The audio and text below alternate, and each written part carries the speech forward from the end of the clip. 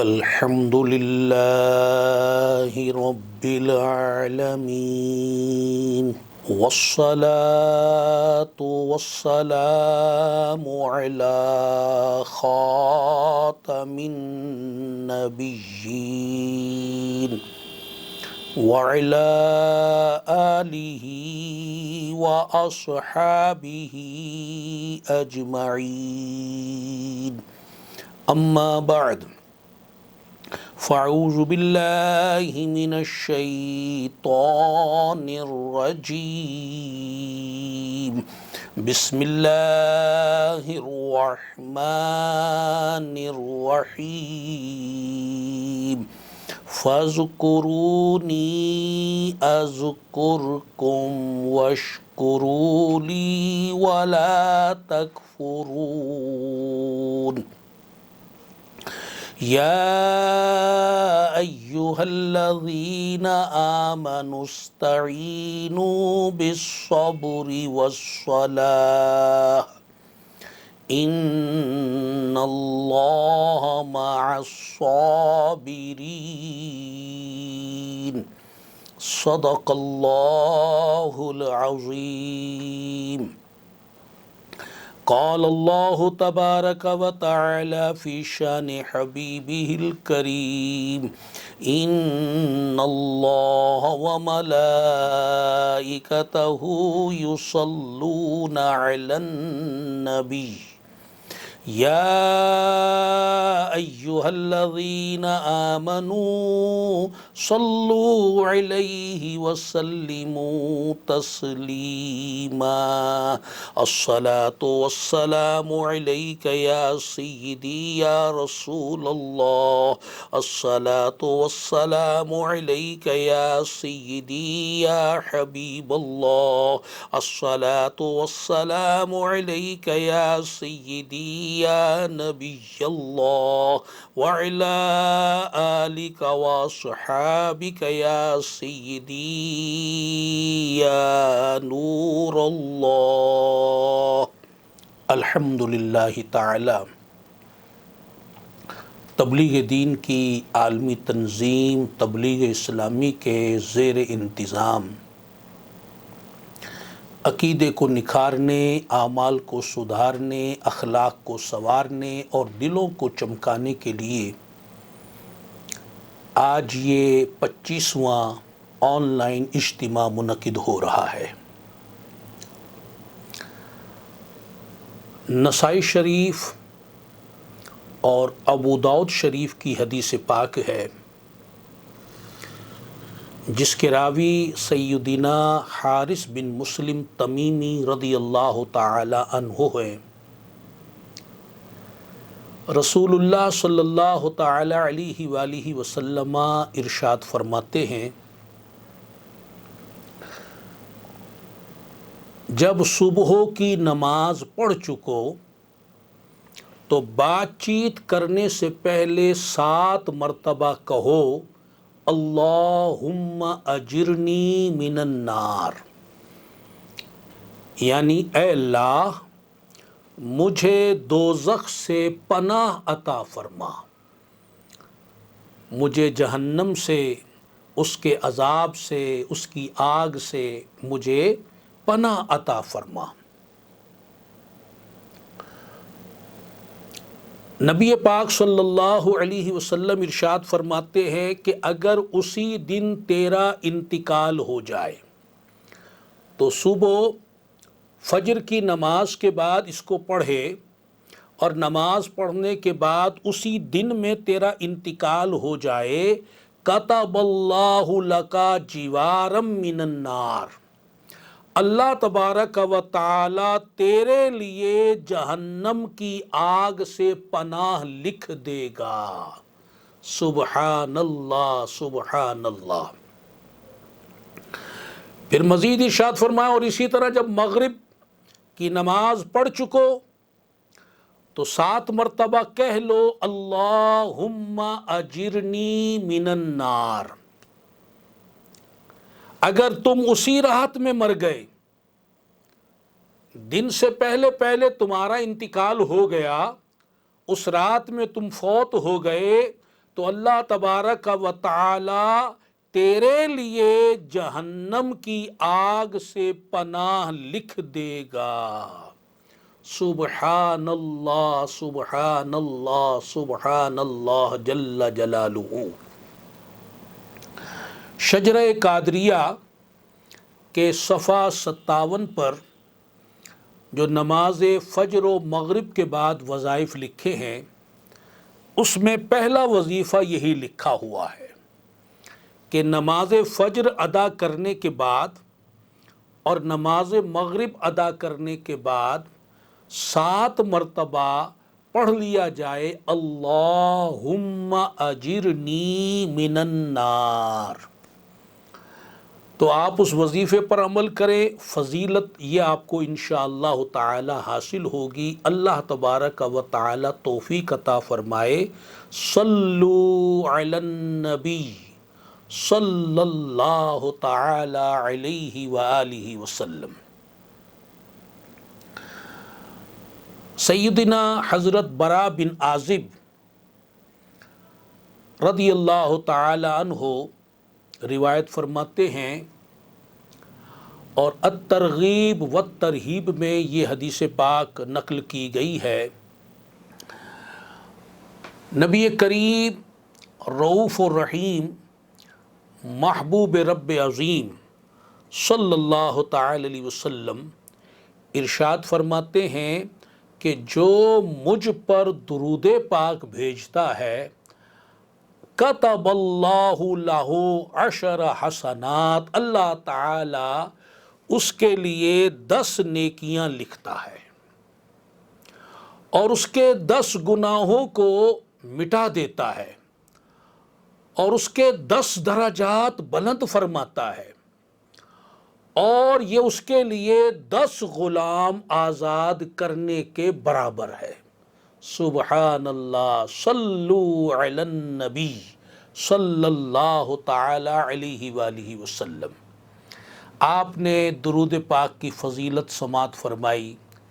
ایک مرتبہ درود پاک پڑھیں تو اس حدیث پاک میں اس کا ثواب 10 نیکی بیان کیا گیا ہے، 10 گناہ مٹنے کی نوید سنائی جا رہی ہے، 10 درجے بلند ہو رہے ہیں۔ درجے بلند کون کر رہا ہے؟ ہمارا پاک پروردگار جل جلالہ۔ اور ایک درجہ کتنا بڑا ہوگا، کتنی شان والا ہوگا، یہ اللہ جانے اور اللہ کا رسول جانے جل جلالہ و صلی اللہ علیہ وسلم۔ تو 10 درجے بلند ہونا بلا تمثیل بات ہم کرتے ہیں۔ آج دنیا میں رہتے ہوئے دنیا کا ایک درجہ بڑھانے کے لیے، پرائمری سے ہائی درجے میں جانے کے لیے، ہائی درجے سے کالج کے درجے میں جانے کے لیے، اسی طرح جونیئر سے سینئر کے درجے پر جانے کے لیے، نائب سے پورے کامل درجے پر جانے کے لیے آج لوگ کتنے پاپڑ بیلتے ہیں، کتنے سال لگاتے ہیں، کتنی محنت کرتے ہیں، اپنی رپورٹ کو کس قدر مینٹین کرتے ہیں کہ ہمارا درجہ بڑھ جائے۔ اور یہاں اللہ تبارک و تعالی جل شانہ ایک مرتبہ درود پاک پر پڑھنے پر اپنے یہاں 10 درجے بلند فرما رہا ہے، اور یہ 10 غلام آزاد کرنے کے برابر ہے۔ اور ایک غلام آزاد کرنے کا حدیث پاک میں ثواب بیان کیا، جس نے ایک غلام آزاد کر دیا وہ جہنم سے آزاد ہو گیا۔ سبحان اللہ سبحان اللہ سبحان اللہ جل جلالہ۔ تو ہمیں چاہیے کہ ہم درود پاک کثرت کے ساتھ پڑھا کریں تاکہ ہمیں کثرت کے ساتھ نیکیاں بھی ملیں، ہمارے گناہ بھی مٹیں اور کثیر ہمارے درجے بلند ہوں۔ اللہ تعالی ہم سب کو توفیق عطا فرمائے۔ صلو علی النبی صلی اللہ تعالی علیہ وآلہ وسلم۔ آیت مبارکہ جو خطبہ میں آپ کے سامنے تلاوت کی گئی، فَاذْكُرُونِي أَذْكُرْكُمْ، اللہ تبارک و تعالی ارشاد فرما رہا ہے مسلمانوں کو کہ تم مجھے یاد کرو، میں تمہیں یاد کروں گا۔ یہ کتنا بڑا شرف ہے۔ اگر اللہ کے ذکر کی، اللہ تعالیٰ کی یاد کی کوئی اور فضیلت نہ بھی ہوتی تو ذاکرین کے لیے یہی فضیلت کافی ہے کہ اللہ تعالیٰ ارشاد فرما رہا ہے کہ تم مجھے یاد کرو، میں تمہیں یاد کروں گا۔ خوش نصیب ہیں ذاکرین و ذاکرات، اللہ تعالیٰ کو یاد کرنے والے اور اللہ تعالیٰ کو یاد کرنے والیاں، کہ اللہ تعالیٰ اپنے قرآن میں ان کو بشارت دے رہا ہے کہ تم جب مجھے یاد کرو گے تو میں بھی تمہیں یاد کروں گا۔ ہمارا یاد کرنا کوئی کمال نہیں، لیکن ہمیں اللہ تعالیٰ کا یاد کرنا یہ تو بڑے شرف کی، عزت کی، عظمت کی اور شان کی بات ہے۔ گویا ذکر اللہ ہمیں یہ عظمت عطا کر رہا ہے، رفعت عطا کر رہا ہے، شان عطا کر رہا ہے کہ ہم اللہ کا ذکر کرتے ہیں، اللہ تبارک و تعالی ہمیں یاد فرماتا ہے۔ سبحان اللہ سبحان اللہ سبحان اللہ جل جلالہ۔ تو گویا یہ بھی اللہ تعالی کی طرف سے ایک نعمت ہے، ذکر کرنا بھی نعمت ہے اور اس کا ہمیں یاد کرنا بھی ہمارے لیے نعمت ہے۔ تو اے ذاکرین و ذاکرات، اللہ نے تم پر اپنی نعمتوں کے، رحمتوں کے، فضل کے دروازے کھول دیے۔ تمہیں جو ذکر کی توفیق بخشی ہے، تم جو اس کی تسبیحات پڑھتے ہو، اس کا ذکر کرتے ہو، اسے یاد کرتے ہو، گویا تم اللہ تعالیٰ کے زیر کرم ہو، اس کے کرم کے، فضل کے سائے میں ہو، اس کی رحمت میں ہو، اور وہ تم پر ذکر کی صورت میں اپنی نعمتیں نچھاور فرما رہا ہے۔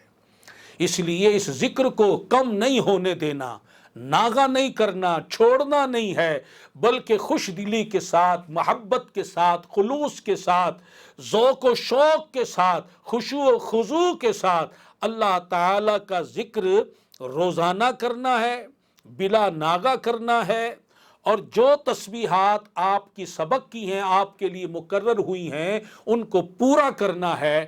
اور اس کے علاوہ روحانی تربیت میں جو آپ کو درس دیا گیا، صرف انہی تسبیحات پر اکتفا نہیں کرنا، بلکہ اٹھتے بیٹھتے چلتے پھرتے کھڑے بیٹھے لیٹے ہر حال میں، وضو ہو نہ ہو، ہم کہیں بھی ہوں، کس حال میں ہوں، اللہ کا ذکر کرتے رہیں، اللہ کا ذکر کرتے رہیں، اللہ کا ذکر کرتے رہیں۔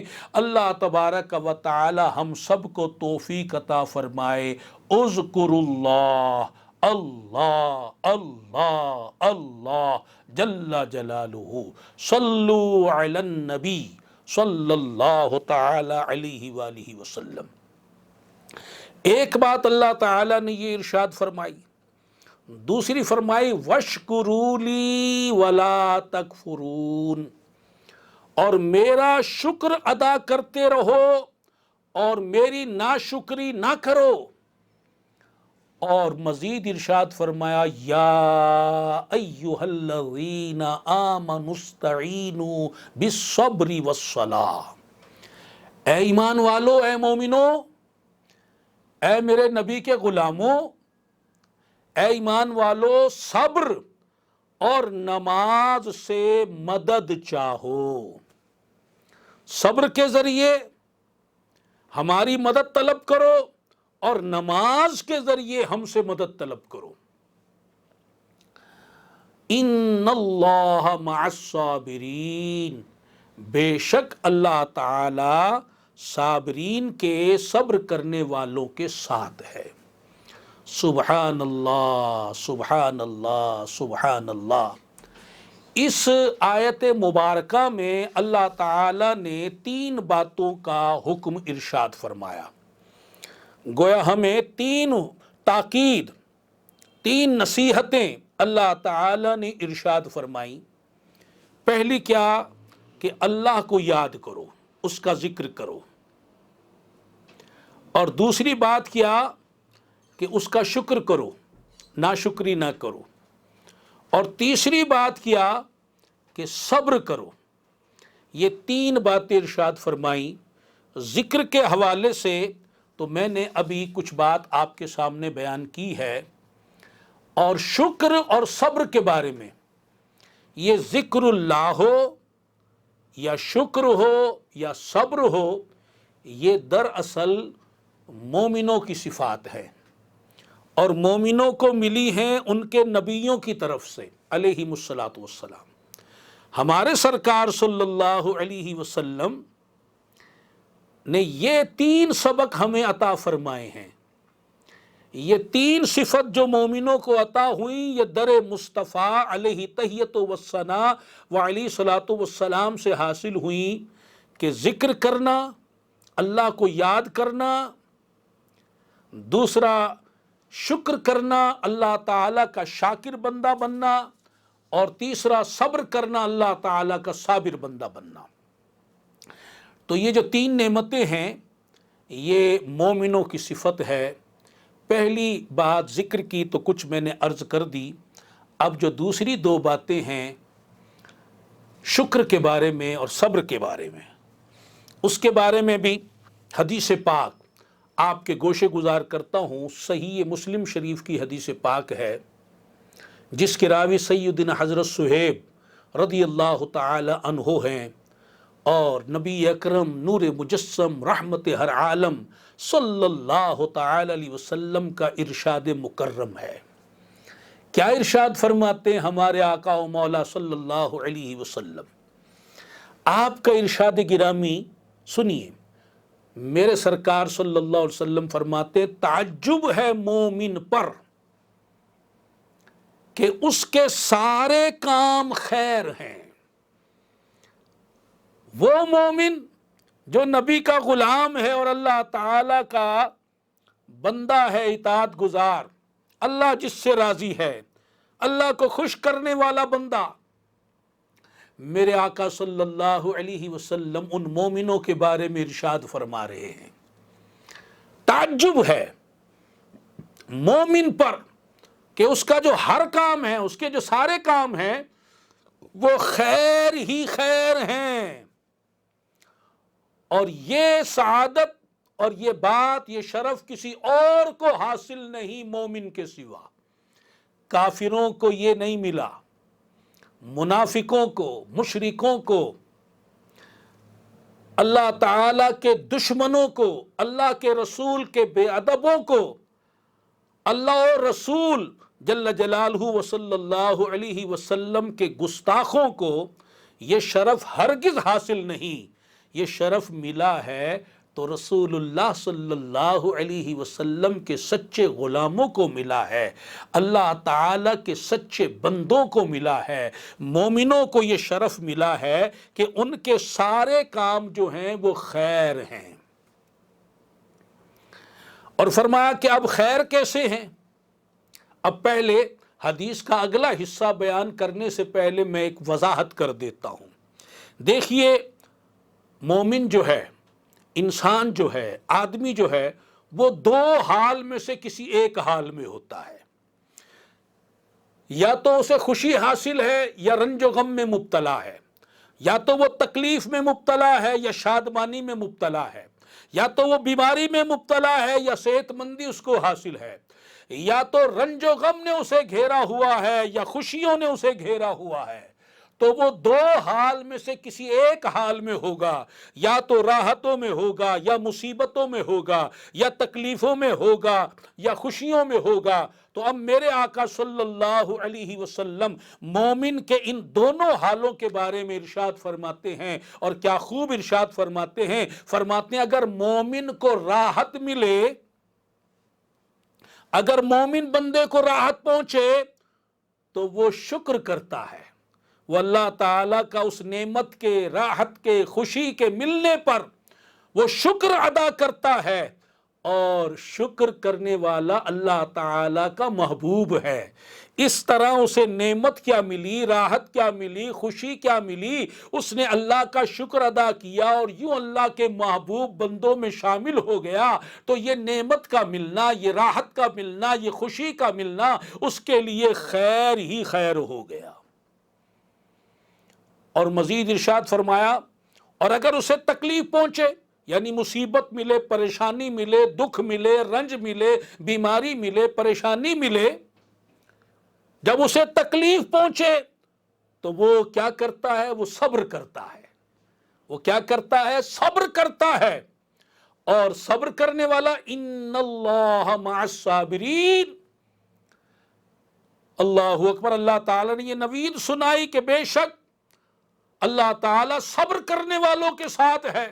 اسے اللہ تعالیٰ کی رفاقت ملتی ہے، قرب ملتا ہے، رضا ملتی ہے. تو اب جب بندے کو قرب ملے، رضا ملے، یہ خیر والی بات ہے یا نہیں؟ وہ کیوں ملی؟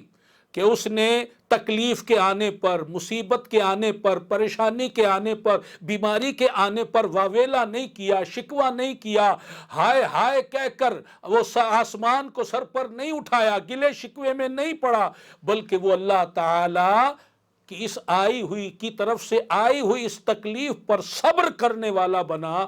اور جو صابرین ہیں اللہ تعالی جل شانہ ان کو ارشاد فرماتا ہے وَبَشِّرِ الصَّابِرِينَ الَّذِينَ إِذَا أَصَابَتْهُمْ مُصِیبَةٌ،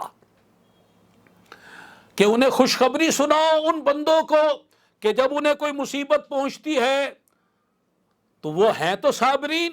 مصیبت پہنچی صبر کیا، فرمایا ان صابرین کو جنہیں مصیبت پہنچی صبر کیا انہیں بشارت دو کہ جب انہیں مصیبت آتی ہے وہ کیا کہتے ہیں؟ قالو، وہ کہتے انا للہ و انا الیہ راجعون. ہم اللہ تعالیٰ کے مال ہیں اور ہمیں اللہ ہی کی طرف لوٹنا ہے. جب ہم اللہ کے مال ہیں تو اللہ ہمیں خوشی میں رکھے، رنج میں رکھے، مصیبت میں رکھے، بیماری میں رکھے، پریشانی میں رکھے، دکھ میں رکھے، مالک وہ ہے.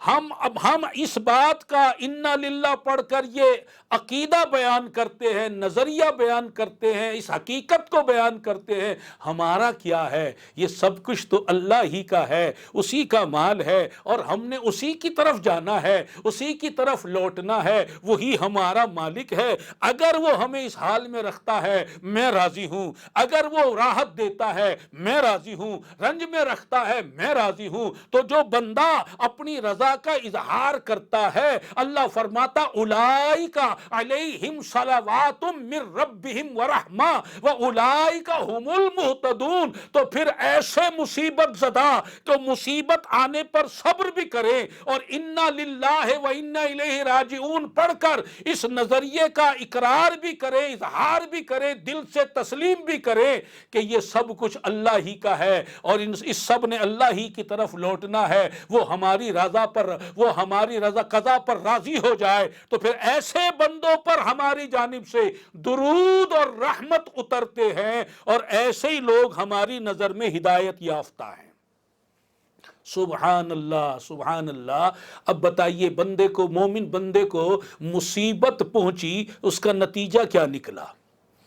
اللہ تعالیٰ کی طرف سے اس پر درود نازل ہو رہے ہیں، رحمتیں نازل ہو رہی ہیں.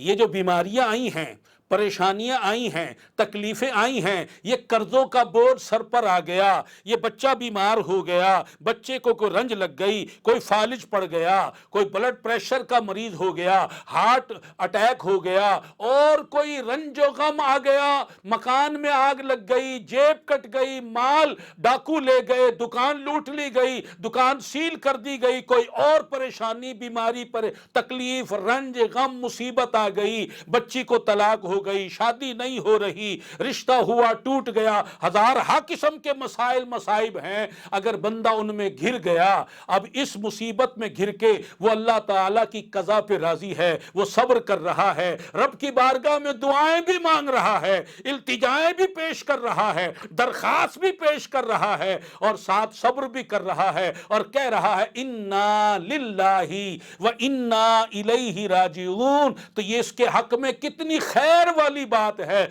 کہ اللہ تبارک و تعالی ایسے بندوں پر درود نازل فرماتا ہے، رحمتوں کو اتارتا ہے، انہیں ہدایت یافتہ بندوں میں شامل فرماتا ہے. سبحان اللہ سبحان اللہ سبحان اللہ سبحان اللہ. بلکہ ایک حدیث پاک میں ارشاد فرمایا مومن کے پاؤں میں کانٹا بھی چبھ جائے، چھوٹا سا کانٹا باریک سا جس کی تکلیف بھی ہلکی ہے لیکن تکلیف تو آئی، اس کے پاؤں میں کانٹا چبھا اور اس نے اس پر صبر کیا تو اس کے گناہ اس طرح جھڑتے ہیں جیسے موسم خزاں میں درخت کے پتے جھڑتے ہیں. سبحان اللہ سبحان اللہ۔ تو یہ جو مومن کو تکلیف آ رہی ہے یہ تو اس کے گناہوں کی بخشش کا ذریعہ بن رہی ہے۔ کیوں تکلیفوں سے گھبرا کر لوگ خودکشیاں کر رہے ہیں، ٹینشن کا شکار ہو رہے ہیں، ان کو طرح طرح کی عجیب ذہنی دباؤ کا شکار ہو رہے ہیں، وہ اللہ تعالی کی طرف سے آئی ہوئی اس قضا پر صبر کرنا سیکھے، صبر کرے، اللہ کی طرف رجوع رکھے، التجائیں پیش کریں، دعائیں کرتے رہیں، فریاد کرتے رہیں، اسے یاد کرتے رہیں، اور انا للہ و انا الیہ راجعون اس کو پڑھتے رہیں۔ پھر دیکھیے کیسا کرم، کیسی رحمت اور کیسی عنایت ہو، جس بندے پر اس کا رب درود نازل فرمائے، جس بندے پر اس کا رب رحمت نازل فرمائے، جس کا رب اسے ہدایت یافتہ ہونے کی سند عطا فرما دے، اس بندے کو اور کیا چاہیے؟ اس بندے کو اور کیا چاہیے؟ اس کا مالک، اس کا پروردگار، احکم الحاکمین، رب العالمین، ارحم الراحمین جل جلالہ، جس سے خوش ہو کر اتنے بڑے بڑے انعامات فرما رہا ہے، تو اسے ٹینشن لینے کی کیا ضرورت ہے؟ اس کو ایسے ٹینشن میں مبتلا ہونا اور اپنے آپ کو پریشان رکھ کر اس طرح اپنے آپ کو تکلیف میں مبتلا کرنے کی ضرورت نہیں، بلکہ وہ اللہ کی رضا پر راضی رہے، قضا پر راضی رہے، تقسیم پر راضی رہے۔ اللہ نے اس کو جس حال میں رکھا ہے اس حال میں راضی رہے، تو انشاءاللہ وہ اللہ تعالی کا مومن بندہ بنے گا۔ اور مومن بندے کے بارے میں آپ نے سن لیا، میرے سرکار صلی اللہ علیہ وسلم فرماتے ہیں اس کا ہر کام، ہر حال میں، اس کا ہر بات جو ہے وہ خیر ہی خیر ہے، خیر ہی خیر۔ اور جو میں نے کہا کہ وہ بلکہ قرآن نے کہا کہ مصیبت آنے پہ کیا پڑھے؟ انا للہ و انا الیہ راجعون۔ عام طور پر تو ہمارے ہاں یہی بات رائج ہے کہ جب کسی کی فوتگی ہو جائے اور کسی کے مرنے کی اطلاع ہمیں ملے تو ہم جواب میں کہہ دیتے ہیں انا للہ و انا الیہ راجعون۔ ہمیں اس کا معنی بھی نہیں پتا، مفہوم بھی نہیں پتا، رٹے رٹائے جملے پڑھ دیتے ہیں۔ رٹے رٹائے جملوں سے مقصد حل نہیں ہوتا، بلکہ اس میں جو عقیدہ، جو نظریہ اور جو تھیوریز کے اندر موجود ہے اس کو دل سے تسلیم کرنا، قبول کرنا اور اس کا اظہار کرنا یہ ضروری ہے۔ تو خیر، یہ انا للہ صرف کسی کے مرنے پر پڑھنے کی قید شریعت نے نہیں لگائی، بلکہ قرآن تو کہہ رہا ہے کوئی بھی مصیبت آ جائے۔ حدیث پاک میں تو اس کی وضاحت موجود ہے کہ فرمایا کہ چراغ گل ہو گیا، اس پر پڑھا انا للہ و انا الیہ راجعون۔ جوتے کا تسمہ ٹوٹ گیا، اس پر پڑھا انا للہ و انا الیہ راجعون۔ کو معمولی سے معمولی بھی تکلیف ہو جائے اس پر پڑھا جائے انا للہ و انا الیہ راجعون۔ اور سیدنا امام علی مقام، امام عرش مقام، امام حسین رضی اللہ تعالی عنہ، آپ روایت فرماتے ہیں کہ اگر کسی کو کوئی مصیبت پہنچی اور اس کو ایک عرصہ گزر گیا، اور ایک دوسری حدیث پاک میں 40 سال تک کا لفظ آیا ہے کہ اگر کسی مصیبت کو آئے 40 سال گزر گئے، ایک عرصہ گزر گیا، اور بندہ ایک عرصہ گزرنے کے بعد اسے مصیبت آئے، اس کی والدہ کا انتقال ہو گیا، والد صاحب رحلت کر گئے، کوئی مصیبت آئی تھی، بچہ فوت ہو گیا تھا، بچہ چھت سے گر پڑا تھا، دکان کو آگ لگ گئی تھی، کوئی ایکسیڈنٹ ہو گیا تھا، کوئی بیماری لاحق ہو گئی تھی، اس طرح اور کوئی بھی مصیبت، پریشانی، بیماری، رنج و غم، دکھ درد جو اس کو زندگی میں ملا وہ یاد آ گیا۔ ابھی تو نہیں ملا تو سال پہلے تھا، 10 سال پہلے تھا، 5 سال پہلے تھا، 40 سال پہلے ملا تھا، لیکن یاد اب آیا۔ اب یاد آنے پر اگر وہ پڑھے انا للہ و انا الیہ راجعون، تو حدیث پاک میں بیان فرمایا اللہ تبارک و تعالی اس مصیبت پر صبر کرنے کا ثواب اسے اب پھر عطا فرمائے گا۔ سبحان اللہ سبحان اللہ سبحان اللہ سبحان اللہ، صلو علی النبی صلی اللہ تعالی علیہ وآلہ وسلم۔ 3 نصیحتیں آپ نے سنی جو قرآن ہمیں فرما رہا ہے کہ اللہ کی یاد کرو، اللہ کا شکر کرو، اور اللہ تعالیٰ کی طرف سے آئی ہوئی مصیبتوں پر صبر کرو۔ تین نصیحتیں رسول اللہ صلی اللہ علیہ وسلم نے ارشاد فرمائی۔ چونکہ میرا موضوع آج کا شکر کے حوالے سے ہے، اگرچہ آج اس کا پورا بیان تو میں نہیں کر پاؤں گا، یہ تین نصیحتیں ہی بیان ہو پائیں گی۔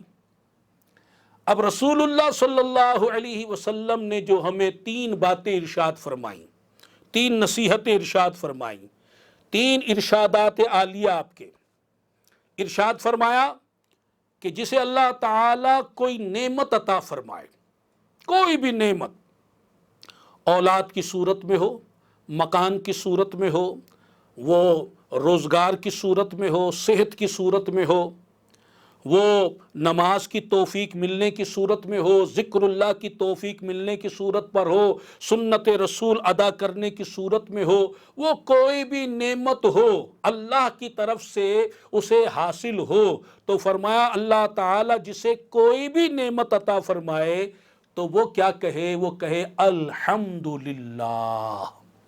کیا کہے؟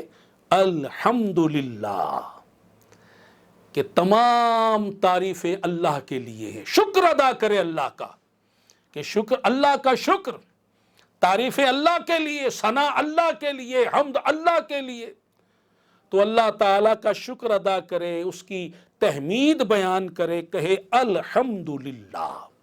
اور یہاں میں یہ بات عرض کرتا چلوں، زبان سے تو الحمدللہ کہا، دل میں بھی اس نعمت کی قدر ہونی چاہیے۔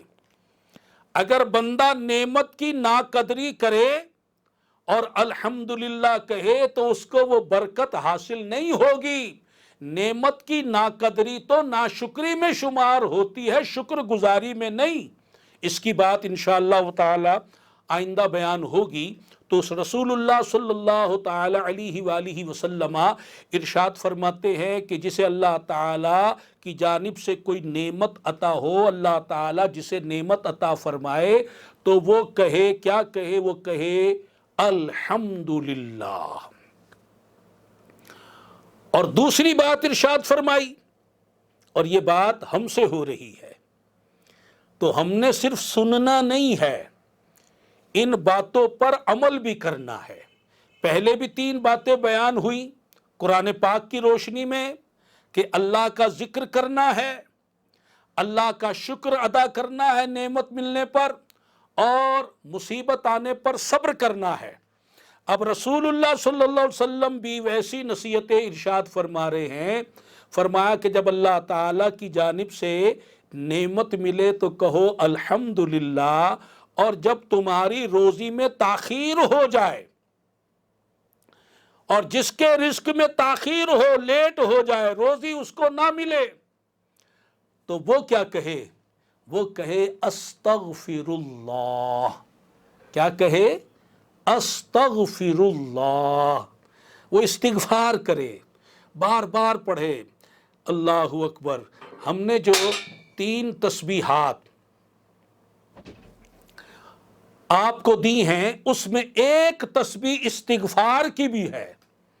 سبحان اللہ، استغفار کی جو تسبیح ہے وہ بھی پڑھنے کے لیے آپ کو دی گئی ہے۔ سبحان اللہ، سبحان اللہ، سبحان اللہ۔ تو فرمایا کہ جس کے رزق میں تنگی ہو، تاخیر ہو جائے، دیر ہو جائے روزی ملنے میں، تو وہ کیا کہے؟ استغفر اللہ۔ اور تیسری بات ارشاد فرمائی، جسے کوئی مشکل درپیش ہو، کوئی پریشانی، کوئی مشکل درپیش ہو، تو وہ کہے لا حول ولا قوت الا باللہ۔ صلو علی النبی صلی اللہ تعالی علیہ وآلہ وسلم۔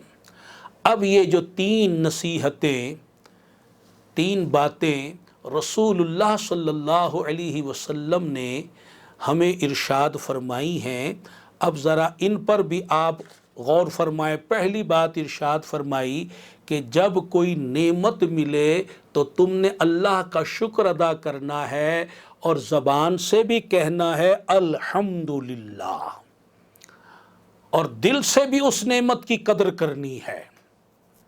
اب دیکھیے اللہ تعالیٰ تو خود فرماتا ہے کہ اگر تم اللہ کی نعمتوں کو شمار کرنا چاہو تو شمار نہ کر سکو۔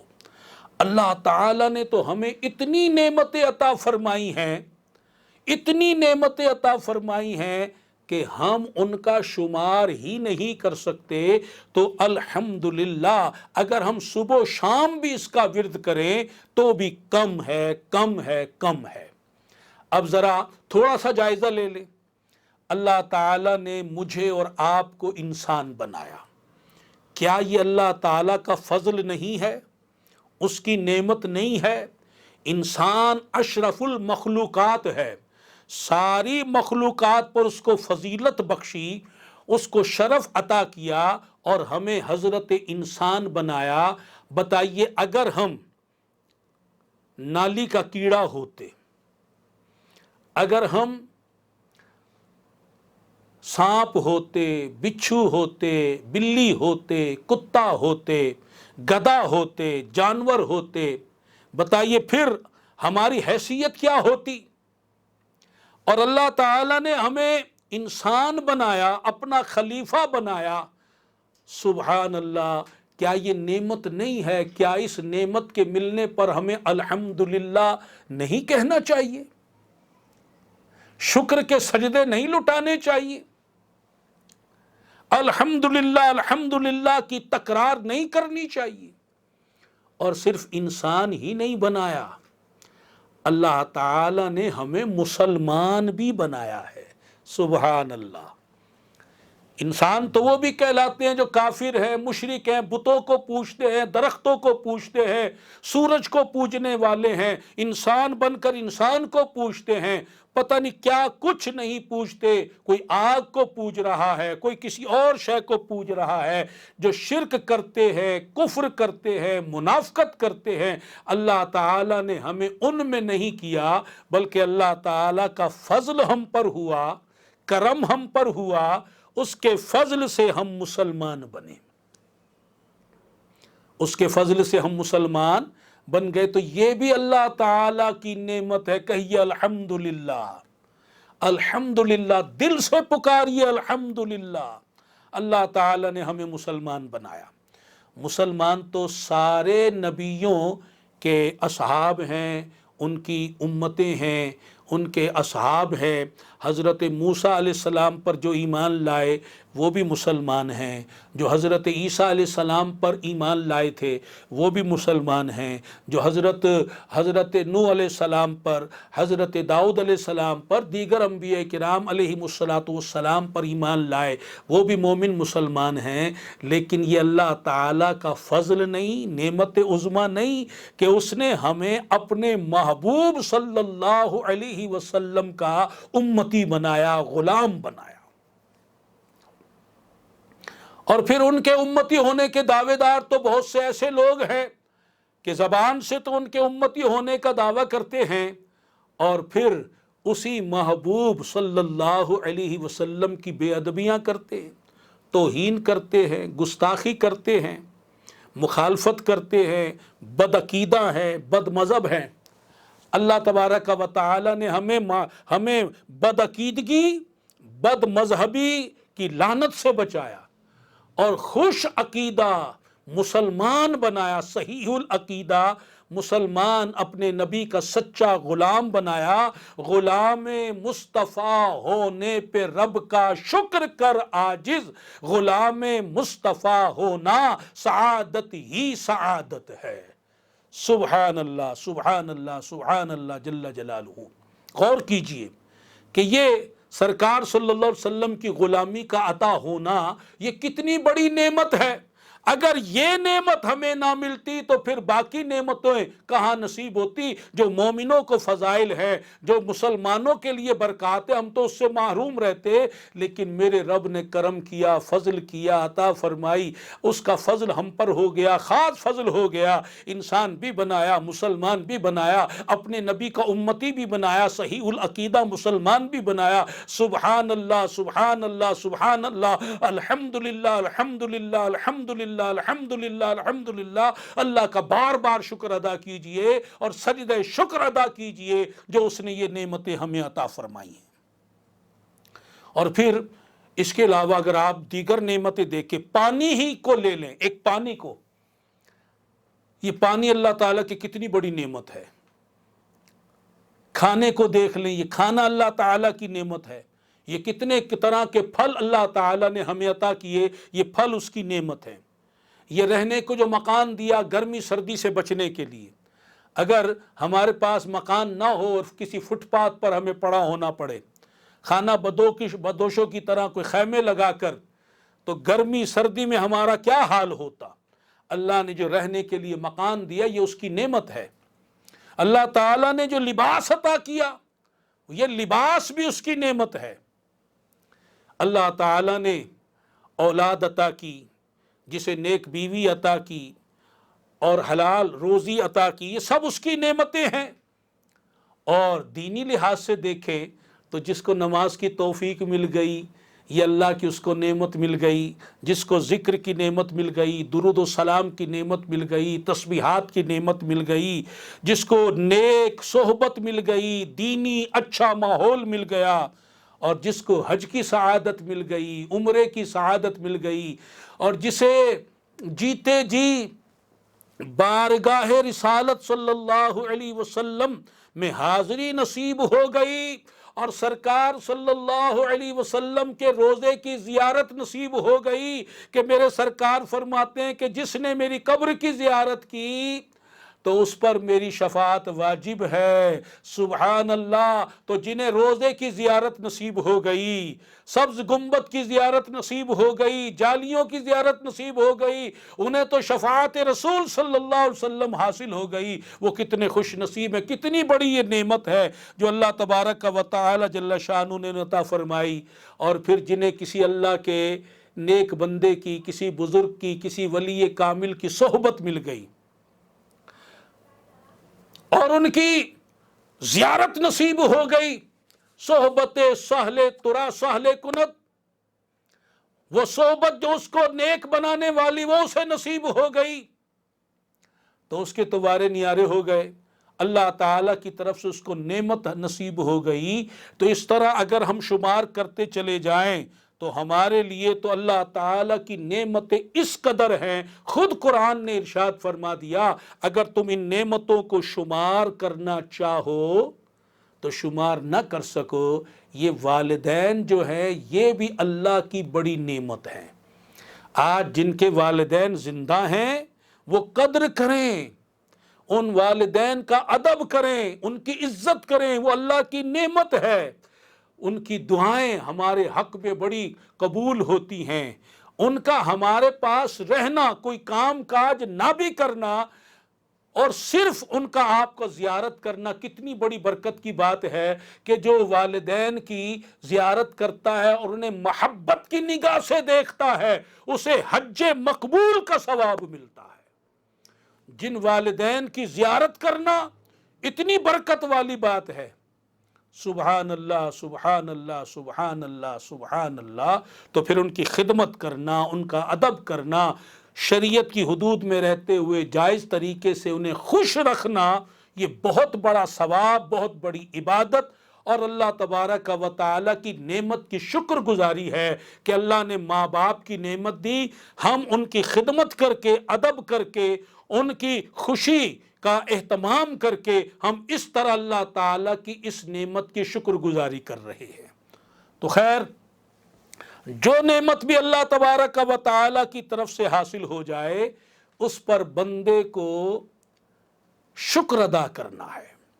پہلی بات، پہلی نصیحت جو رسول اللہ صلی اللہ علیہ وسلم نے ارشاد فرمائی، اور دوسری بات جو فرمائی، دوسری نصیحت ارشاد فرمائی کہ جس کو رزق میں تاخیر ہو، جس کے رزق میں، تو وہ کہے استغفر اللہ۔ مثلا اب نوکری چھوٹ گئی، روزگار نہیں مل رہا، روزی حاصل نہیں ہو رہی، اب اس پر خودکشی نہ کرو، گھر میں لڑائی جھگڑا نہ کرو، بلڈ پریشر ہائی کر کے دست و گریبان نہ ہو، غصے میں آگ بگولا نہ ہو، بلکہ اس مصیبت کے آنے پر صبر کرو اور کہو استغفر اللہ استغفر اللہ استغفر اللہ ربی من کل ذنب واتوب الیہ، اللہ کی جناب میں معافیاں مانگو، استغفار کرو، کیونکہ قرآن مجید کی آیت گواہ ہے سورۃ الشورى کی کہ یہ جو مصیبتیں پریشانیاں آتی ہیں یہ تمہارے ہاتھوں کا کمایا ہوا ہے، ہمارے گناہوں کا نتیجہ ہے، اور رسول اللہ صلی اللہ علیہ وسلم ہمیں راستہ بتا رہے ہیں کہ تم سے خطا ہوئی، گناہ ہوا تو یہ مصیبت تمہارے پاس آئی، روزی میں تمہاری تنگی آ گئی، تو تم پھر اس روزی کو کھولنے کے لیے استغفار کرو۔ گناہ نہیں بھی کیا تو استغفار جو ہے یہ روزی کو کھول دیتا ہے، مشکل کو دور کر دیتا ہے، کیونکہ استغفار کرنے سے رب راضی ہوتا ہے، اور جس پر رب راضی ہو جائے اس پر اللہ کی رحمتوں کا نزول ہوتا ہے۔ تو اب ارشاد فرمایا کہ جب روزی میں تنگی ہو، مثلا کسی کی نوکری چھوٹ گئی، اب دوبارہ روزی نہیں لگ رہی، نوکری نہیں لگ رہی، پریشان ہے، وہ در در کی ٹھوکریں کھا رہا ہے، پریشانی میں مبتلا، گھبرائے نہیں، میرے آقا صلی اللہ علیہ وسلم نے اسے تعویذ دے دیا ہے، اس کو وظیفہ دے دیا ہے، اس کو نسخہ دے دیا ہے، نسخہ کیمیا دے دیا ہے کہ وہ گھبرائے نہیں، وہ اس وظیفے پر عمل کرے، استغفار پر عمل کرے، استغفر اللہ پڑھے، بار بار پڑھے، اس کی تسبیح پڑھے، انشاءاللہ اس کی مشکل کشائی ہوگی۔ صرف نوکری چھوٹنا نہیں، اور بھی کئی ذرائع سے روزی پہنچنے میں دیر ہو جاتی، مثلا کسی وجہ سے تنخواہ لیٹ ہو گئی، آپ کو جس سیٹ نے ماہانہ وظیفہ تنخواہ دینی تھی وہ لیٹ ہو گئی، اب گھر میں تنگی آ گئی، یا آپ تنخواہ لے کر نکلے تھے، جیب کٹ گئی، اب وہ جو روزی کا انتظام تھا وہ ذریعہ وہ جاتا رہا، اب پریشانی آ گئی، اب روزی ملنے میں تاخیر ہو رہی ہے، گھر میں فاقوں کی نوبت، قرضوں کی نوبت، سلسلہ چل پڑا ہے۔ اسی طرح اگر ہم سوچیں، ہم اس حدیث پاک کو دوسرے لحاظ سے عام طور پر اپنی بات کریں، اگر کسی وقت ایسا بھی ہو کہ کھانے پینے میں بھی تاخیر ہو جائے، اس سے ہم یہ سبق بھی حاصل کریں کہ گھر میں آپ آئے، نوکری سے تھکے ہوئے گھر پہنچے اور کھانا تیار نہیں ہے، بھوک لگی ہوئی ہے، روزی چاہیے، رزق چاہیے، بھوک لگی ہوئی ہے، کھانا تیار نہیں، تو اب استغفر اللہ پڑھنا ہے یا لڑائی جھگڑا کرنا ہے، گھر والوں کو گالی گلوچ کرنی ہے، مار پیٹ کرنی ہے، اور غصہ اور نہ جانے کس طرح اور غلط طریقے سے اظہار کرنا ہے، یا رسول اللہ کی نصیحت پر عمل کرتے ہوئے استغفر اللہ پڑھنا ہے صلی اللہ علیہ وسلم۔ آج ہمیں یہ سبق مل گیا کہ اگر رزق ملنے میں، روزی ملنے میں تنگی ہو، اگرچہ وہ روزی کا معاملہ وہ دوسرے اہتمام سے ہے، اس کو ہم یہاں بھی اپنے لیے سبق بنائیں۔ اگر کھانے میں تاخیر ہو جائے، ہم ہوٹل پر گئے اور وہاں ہم نے کھانا کا آرڈر کیا، اور کھانا کا آرڈر پر ہم ٹیبل پر بیٹھے ہیں، اور جس ملازم نے کھانا لے کر آنا تھا وہ اب ہمیں سرو کرنے کی بجائے دوسری ٹیبل پر کھانا پہنچا رہا ہے، اور اب ایسے میں ہم اس کا گریبان پکڑ لیں اور اس کو مارنا شروع کر دیں، گالم گلوچ شروع ہو جائے، یہ طریقہ شریعت نے ہمیں نہیں دیا۔ یہ تو نفس و شیطان ہمیں اس راستے پر چلا رہے ہیں۔ ہمارے نبی صلی اللہ علیہ وسلم نے جو طریقہ ہمیں بتایا، جو نصیحت ہمیں دی، اور جو نصیحت فرمائی، وہ کیا ہے کہ تم نے تو استغفر اللہ پڑھنا ہے، کیونکہ جب بھی کوئی تکلیف پہنچے، مکروہ کام، جو تمہیں ناپسندیدہ کام تم تک پہنچے، جو تمہیں اذیت دے، تکلیف دے، جو تمہیں گھبراہٹ پیدا کرے، تو تم نے کیا کہنا؟ استغفر اللہ، استغفر اللہ، اور دل میں یہ سمجھنا ہے کہ مجھ سے کوئی خطا ہوئی۔ گزشتہ بیان میں آپ سن چکے ہیں، امام المحدثین سیدنا شیخ عبد الحق محدث دہلوی رحمۃ اللہ علیہ، آپ کیا ارشاد فرماتے ہیں؟ آپ فرماتے ہیں ایک بزرگ کے جوتے کا تسمہ جو تھا وہ چوہے نے کاٹ لیا، تو وہ اس پر استغفر اللہ کرنے لگے اور رونے لگے اور فرمانے لگے، مجھ سے کوئی نہ کوئی خطا خطا ہوئی ہے کہ جس خطا کا نتیجہ یہ ہے کہ یہ مصیبت مجھ پر نازل ہوئی کہ چوہے نے میرے جوتے کا تسمہ کاٹ لیا ہے، یہ مصیبت جو آئی ہے یہ میرے کسی خطا اور گناہ کا نتیجہ ہے، تو ہمیں بھی سوچنا چاہیے کہ جو مصیبتیں آتی ہیں وہ کسی نہ کسی گناہ کا نتیجہ ہے، تو ہمیں اس پر استغفار کرنا ہے، نہ کہ جھگڑے کرنا ہے، لڑائیاں کرنا ہے، دست و گریبان ہونا ہے۔ اسی طرح اگر ہم کسی دعوت پر گئے ہیں، ولیمے پر گئے ہیں، یا کسی کی شادی پر گئے ہیں، یا دعوت پر گئے ہیں اور کھانا ہو گیا لیٹ، یا تو بارات ہو گئی لیٹ، اب بارات آئے گی تو کھانا کھلے گا، ولیمے میں بھی بعض اوقات ایسا ہوتا فلاں مہمان آئیں گے تو کھانا کھلے گا، اب یہ رزق جو ہے یہ ہمیں تاخیر سے مل رہا ہے، اب ایسے میں ہم غیبت کریں، چغلیاں کریں، بہتان لگائیں، وہ جو میزبان ہے اس کے بارے میں کہیں، جو مہمان لیٹ ہوئے ان کی برائیاں شروع کر دے، ان کی غیبتیں شروع کر دے، ان پہ الزام شروع کر دے، ان کی برائیاں شروع کر دے، اور غصے میں آ جائے اور اٹھ کے ناراض ہو کر جانا شروع کر دے، یہ تو رسول اللہ صلی اللہ علیہ وسلم کی تعلیم نہیں ہے، یہ تو نفس و شیطان ہمیں اس راستے پر بہکارے چلا رہے ہیں۔ سرکار صلی اللہ علیہ وسلم کی تعلیم تو یہ ہے کہ ہمیں استغفار پڑھنا ہے، ہمیں صبر کرنا ہے، یہ اللہ و رسول کی عطا کردہ تعلیمات ہیں، نصیحتیں ہیں کہ ہمیں ایسے موقع پر بے صبری کا، لڑائی کا، غیبت و چغلی کا، بہتان کا، الزام کا، ناراضگی کا اظہار نہیں کرنا، بلکہ صبر کرنا ہے، انا للہ و انا الیہ راجعون پڑھنا ہے، استغفر اللہ پڑھنا ہے، اور اللہ تعالیٰ کو یاد کرنا ہے اور اس کی طرف رجوع کرنا ہے۔ اسی طرح بعض اوقات کھانے میں کھانے کے اندر، چلو کھانے کی بات ہو رہی ہے، کھانے میں جناب کوئی نمک تیز ہو گیا، مرچ تیز ہو گئی، کوئی روٹی جلی ہوئی آ گئی، اب اس پر ہم ایک طوفان کھڑا کر دیں اور ایک دم غصے میں لال پیلے ہو جائیں اور اول فول بکنے لگیں، یہ مسلمان مومن کا طریقہ نہیں۔ مومن تو صابر ہوتا ہے، مومن تو شاکر ہوتا ہے، مومن جو ہے وہ تو ذاکر ہوتا ہے، وہ تو اللہ کا ذکر کرتا ہے، وہ تو اللہ تعالیٰ کا شکر کرتا ہے، وہ تو اللہ تعالیٰ کا صبر کی بارگاہ میں صبر کرتا ہے۔ اب مومن کا ہر کام جو ہے وہ خیر والا ہوتا ہے۔ اب یہ ہمارا لڑائی جھگڑا کرنا، اب یہ ہمارا اول فول بکنا، یہ خیر والا کام نہیں۔ ہاں اگر ہم صبر کریں، ہم انا للہ و انا الیہ راجعون کا ورد کریں، ہم استغفار کا ورد کریں، یہ ہے مومنانہ صفات، یہ ہے مومن کا کام جو خیر ہی خیر ہے۔ تو ہمیں تو اس طرف آنا ہے، ہمیں تو اس طرف آنا ہے۔ اور اب میں ایک بات اور آپ کے گوشے گزار کر دوں، صلو علی النبی صلی اللہ تعالی علیہ وسلم۔ آج میں نے ایک بات اور آپ کے سامنے بیان کے آخر میں رکھنی ہے، اور میں نے بھی اور آپ نے بھی اس حدیث پاک پر غور کرنا ہے۔ وہ کیا ہے؟ اور غور کرنا ہے کہ آج ہمارا معیار کیا ہے اور رسول اللہ صلی اللہ علیہ وسلم کا معیار کیا ہے۔ ہم نے اپنا معیار کیا بنا لیا ہے، اور سرکار کیا چاہتے ہیں کہ ہمیں کیا معیار بنانا چاہیے۔ سبحان اللہ، سبحان اللہ۔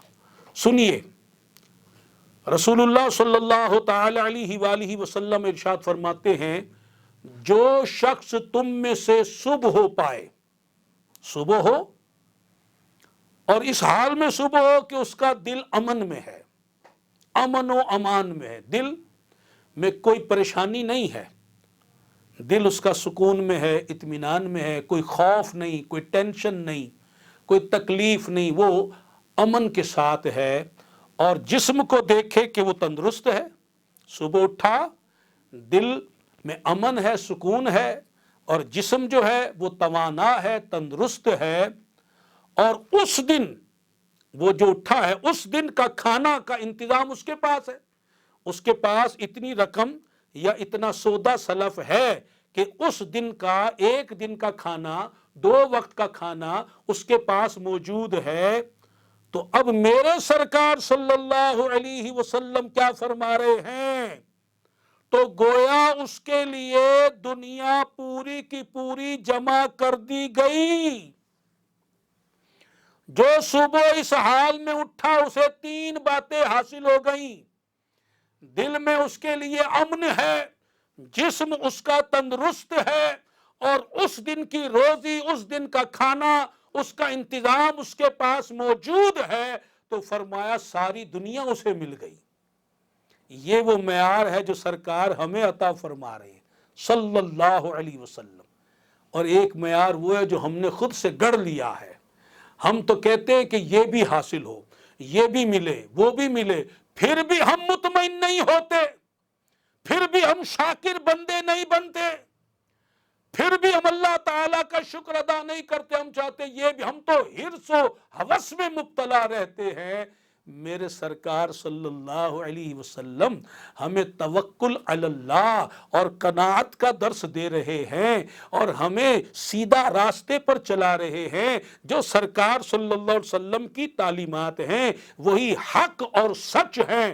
آپ اسی حدیث پر غور کر لیں کہ فرمایا تمہیں دنیا چاہیے، اگر یہ تین چیزیں مل گئی تو سمجھو تمہیں ساری دنیا مل گئی۔ اب مجھے بتاؤ جو مجھے سن رہے ہیں، کیا ہمیں یہ تین چیزیں حاصل ہیں یا نہیں؟ روزانہ جب آنکھ کھلتی ہے تو جسم ہمارا تندرست ہوتا ہے، دل میں کوئی ٹینشن نہیں، سکون میں ہے، کوئی ہمیں خوف نہیں، اور تیسری بات اس دن کا کھانا ناشتہ بھی ہے، بلکہ دو کیا ہم تو تین تین وقت کا کھانا موجود ہے، بلکہ پورے مہینہ بینک میں رقم موجود ہے، گھر میں آٹا کا پورا ڈرم بھرا ہوا ہے، چینی سے ڈبہ بھرا ہوا ہے، گھی کا پورا کنستر رکھا ہوا ہے، اور دیگر دالیں، چاول، پتہ نہیں کیا کیا گھر میں موجود ہے۔ ایک دن نہیں، پورے مہینے کا راشن گھر میں موجود ہے۔ اس کے باوجود ہم کہیں ہم تو غریب ہیں، یہ ناشکری ہے۔ سرکار فرمانے تمہیں تو ساری دنیا مل گئی، ساری دنیا تمہارے لیے جمع کر دی گئی، اگر تمہیں یہ تینوں چیزیں مل گئی تو ہم ناشکری نہ کریں، سرکار کے معیار کو مانے۔ ہم نے جو اپنا معیار خود سے گڑھ لیا ہے اس کو چھوڑے۔ ہمارا گڑھا ہوا معیار غلط، ہماری سوچ غلط، ہمارا خیال غلط۔ ہم نے کسی نبی کی حدیث کو پڑھ کر یہ معیار نہیں بنایا، بلکہ ہم نے تو دنیا داروں کو دیکھا، کافروں کو دیکھا، ہم نے منافقوں کو دیکھا، مشرکوں کو دیکھا، یہودیوں کو دیکھا، عیسائیوں کو دیکھا، ان کو دیکھ کر ہم نے معیار بنا لیا۔ ذرا صحابہ کے کرام رضی اللہ تعالیٰ عنہم اجمعین کو دیکھو، انبیاء کرام کو دیکھو، سید الانبیاء صلی اللہ علیہ وسلم کو دیکھو، اور آپ کا فرمان پھر دوہرا رہا ہوں، پھر سن لیں، بار بار سن لیں، اور شاکر بندے بنے، صابر بندے بنے، ذاکر بندے بنے۔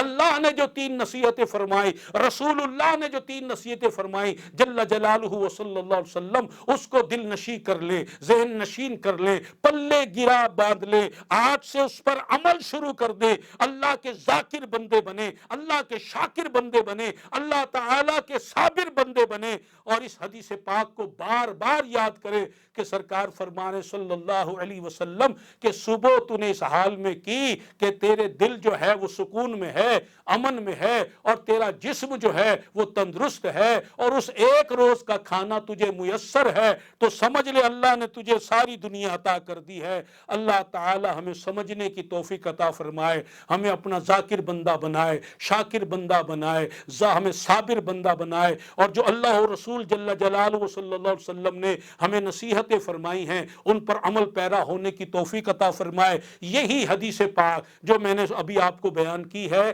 اسی پر انشاءاللہ آئندہ جب بیان ہوگا تو ہم اسی حدیث پاک پر آگے بیان کریں گے کہ اور اللہ والوں نے اس بارے میں کیا ارشاد فرمایا ہے، اور شکر گزار بندے ہمیں کس طرح بننا ہے۔ اللہ تعالی ہم سب کو توفیق رفیق مرحمت فرمائے، اور تبلیغ دین کی عالمی تنظیم تبلیغ اسلامی جو ہمیں ہمارے شہروں میں بھی اجتماع کر کے، درس کے ذریعے، بیانات کے ذریعے، دین کی فکر پیش کر کے، تبلیغی قافلوں میں سفر کرا کے اور دیگر ذرائع سے ہماری اصلاح کی کوشش کر رہی ہے، اور آن لائن اجتماع کے ذریعے ہماری اصلاح کی کوشش کر رہی ہے۔ آپ سب تبلیغ اسلامی کے اس ماحول سے وابستہ ہو جائیں، اور دین کی فکر کرنے والے، دین پر عمل کرنے والے، اور دین اسلام کی تبلیغ کرنے والے اللہ تعالیٰ کے پسندیدہ بندے اور نبی پاک صلی اللہ علیہ وسلم کے سچے غلام بن جائیں۔ اللہ تعالیٰ توفیق رفیق مرحمت فرمائے، آمین۔ الحمدللہ رب العالمین، والصلاة والسلام على خاتم النبیین وعلى آلہ واصحابہ اجمعین۔ یا ربنا یا ربنا یا ربنا یا ربنا یا ربنا یا ارحم الراحمین یا ارحم الراحمین یا ارحم الراحمین۔ اے اللہ آج جو ہم نے بیان سنا ہے ہمیں ایسا ہی بندہ بنا دے جیسا بندہ تجھے پسند ہے، جیسا امتی تیرے محبوب صلی اللہ علیہ وسلم کو پسند ہے، ہمیں ویسا اپنا بندہ اور ویسا اپنے محبوب صلی اللہ علیہ وسلم کا امتی بنا دے۔ جو اوصاف تو نے قرآن میں بیان کیے ہمیں اس سے متصف کر دے، جو سرکار صلی اللہ علیہ وسلم نے نصیحت ارشاد فرمائی ہمیں ان پر عمل پیرا کر دے۔ اے اللہ ہمیں ناشکری سے بچا لے، بے صبری سے بچا لے، غفلت سے بچا لے، ہمیں سچی بندگی عطا کر دے، ہمیں اپنا ذاکر بندہ بنا لے۔ اے اللہ جو تیرے بندے تسبیحات پڑھ رہے ہیں اس پر استقامت دے دے، نفس و شیطان کے شر سے بچا لے، اور جو ابھی تسبیحات نہیں شروع کر پائے آج سے انہیں بھی تسبیح خواں بنا لے، اپنا ذاکر بنا لے۔ اے اللہ ہمیں اپنی نعمتوں کا شکر بار بار ادا کرنے والا بنا، زبان سے بھی، دل سے بھی، عمل سے بھی، کردار سے بھی ہمیں شاکر بندہ بنا لے۔ اے اللہ ہم سب کی بخشش و مغفرت فرما دے، ہمارے صغیرہ کبیرہ ظاہری باطنی نئے پرانے زندگی بھر کے سارے گناہوں کو بخش دے، ہماری دائمی بخشش فرما دے، ہمیں تقوی و پرہیزگاری عطا کر دے، شریعت مطہرہ کی پاسداری عطا کر دے، سنت رسول صلی اللہ علیہ وسلم پر چلا دے، یہود و نصارہ، انگریزوں، منافقوں، کافروں کے فیشن سے، تہذیب و تمدن سے، ان کے نظریات سے، ان کی تعلیمات سے، ان کے طور طریقوں سے ہمیں بچا لے، ہماری اولاد کو بچا لے، ہمارے مسلمان بھائی بہنوں کو بچا لے، ہمیں رسول اللہ صلی اللہ علیہ وسلم کی سچی غلامی عطا کر دے۔ اے اللہ ہمیں سچی غلامی عطا کر دے، ہمارے ایمانوں کی حفاظت فرما، ہمارے ایمانوں کی حفاظت فرما، خاتمہ بالخیر بالایمان، پیارے محبوب صلی اللہ علیہ وسلم کے جلووں میں آپ کیا ثنا، آپ کا ذکر کرتے ہوئے، نعت پڑھتے ہوئے، کلمہ پڑھتے ہوئے، دیدار کرتے ہوئے ہمیں موت نصیب فرما۔ اے اللہ روز قیامت سرکار صلی اللہ علیہ وسلم کے لواء الحمد کا سایہ عطا فرما، آپ کی رفاقت میں جنت الفردوس نصیب فرما۔ اے اللہ ہمارے ماں باپ کو بخش دے، ہمارے بیوی بچوں کو، رشتہ داروں کو، سارے مسلمانوں کو بخش دے۔ اے اللہ بیماروں کو صحت دے دے، پریشان حالوں کو خوشحال کر دے، تنگ دستوں کو فراخی دے دے، قرض داروں کے قرضے اتار دے، بے اولادوں کو نیک اولاد دے دے۔ اے اللہ جو جادو زدہ، سیب زدہ ہیں ان کو عافیت عطا کر دے۔ اے اللہ سب کو خیر و بھلائی عطا کر دے۔ یہ تیرے بندے اور بندیاں جو اس دعا میں شامل ہیں ان کی دعائیں قبول کر لے، جنہوں نے میسج کے ذریعے دعاؤں کا پیغام بھیجا ہے، جنہوں نے ویسے بھی دعا کے لیے کہا ہے، سب کی دعائیں سن لے، سب کی حاجتیں پوری فرما، پریشانیاں دور فرما، مشکلیں آسان فرما، سب کو بھلائیاں عطا فرما دے، سب کو دنیا و آخرت کی خیر عطا فرما دے۔ اللہم ربنا آتنا فی الدنیا حسنہ وفی الآخرۃ حسنہ وقنا عذاب النار۔ دعا کے لیے جس کسی نے کہا ہے، دعا کے لیے جس کسی نے کہا ہے، دعا کے لیے جس کسی نے کہا ہے، ہر ایک اس کی بگڑی بنا میرے مولا، ہر ایک اس کی بگڑی بنا میرے مولا، ہر ایک اس کی بگڑی بنا میرے مولا۔ یا اللہ ہمارے علماء اور مشائخ کا سایہ دراز فرما۔ اے اللہ تبلیغ اسلامی کو دن دگنی رات چوگنی ترقی عطا فرما، اس کے وابستگان کی خیر ہی خیر فرما، سب کا بھلا فرما۔ وصلی اللہ تعالی علی حبیبہ خیر خلقہ ونور عرشہ محمد وعلی آلہ وصحبہ اجمعین برحمتک یا ارحم الراحمین۔ لا الہ الا اللہ محمد محمد الرسول اللہ صلی اللہ تعالی علیہ وآلہ وسلم۔